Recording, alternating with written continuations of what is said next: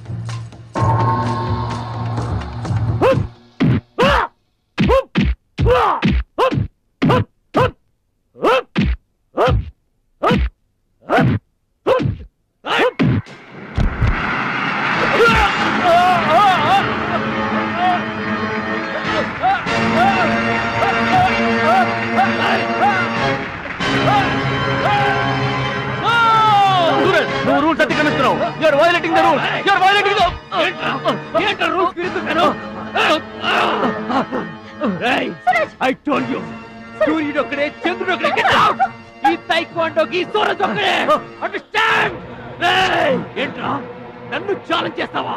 నాకు పోటీగా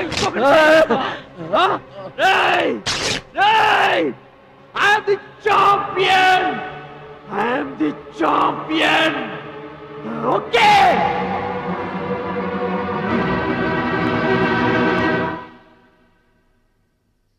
నాన్న అడుగు భద్రాచలం. భద్రాచలం, నా వల్ల మీకు అవమానం జరిగింది.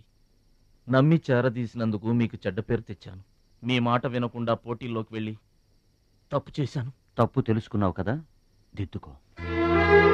తప్పులు అందరూ చేస్తారు, కానీ తప్పు తెలుసుకుని సరిదిద్దుకునే వాళ్ళు కొందరే ఉంటారు. వాళ్ళ జీవితంలో గొప్పవాళ్ళు అవుతారు. ఈత నేర్చుకుని ఓడిపోతే ఓడిపోయానని బాధపడాలి, కానీ నువ్వు ఈత నేర్చుకోకుండానే ఏర్లోకి దూకావు. మీరు ఓడిపోయానని బాధపడకూడదు.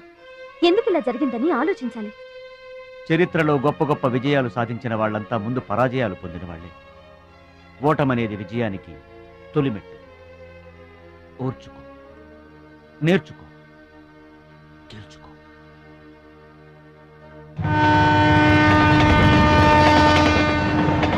ఎస్ మై బాయ్, ఓటమిని ఓర్చుకో, గుణపాఠం నేర్చుకో, విజయాన్ని గెలుచుకో. అందుకు కావాల్సింది నిరంతర శ్రమ, పట్టుదల. నీలో అద్భుతమైన టాలెంట్ ఉంది. నువ్వు ఖచ్చితంగా వరల్డ్ ఛాంపియన్ అవుతావు. నాకు నమ్మకం ఉంది.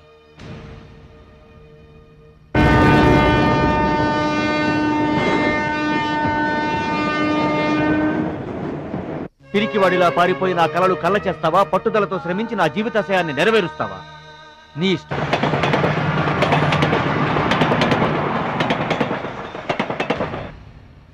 నా ఆరోగ్యాన్ని, నా పిల్ల భవిష్యత్తును కూడా పక్కన పెట్టి నీకోసమే ఆలోచిస్తున్నాను, నీకోసమే శ్రమిస్తున్నాను.